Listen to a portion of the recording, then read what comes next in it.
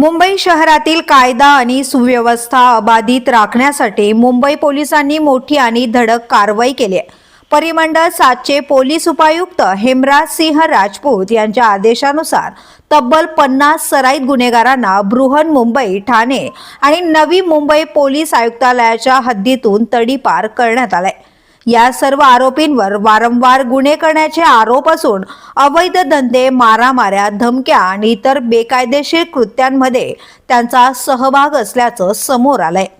त्यांच्या हालचालींमुळे सार्वजनिक शांतता धोक्यात येत असल्याने ही कठोर कारवाई करण्यात आली आहे। घाटकोपरमधून 10, पंतनगरमधून 8, विक्रोळीमधून 4, पार्क साईटमधून 2 तर भांडूपमधून 8, कांजूर मार्गमधून 3, मुलुंडमधून 9 आणि नवघरमधून 6 आरोपींना तडीपार करण्यात आले। ही मोहीम पोलीस आयुक्त देवेन भारती, सह पोलीस आयुक्त सत्यनारायण चौधरी आणि अपर पोलीस आयुक्त डॉक्टर महेश पाटील यांच्या मार्गदर्शनाखाली पार पडली आहे।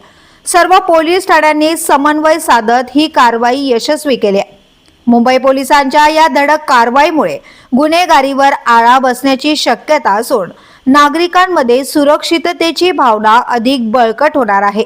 तसेच अशा कारवाया पुढेही सुरू राहणार असल्याचा इशाराही पोलिसांनी दिलाय। ब्युरो न्यूज, शहर मुंबई। व्हिडिओ आवडला असेल तर लाईक करा, शेअर करा आणि आमच्या चॅनलला सबस्क्राईब करा। बेल आयकॉन दाबायला विसरू नका।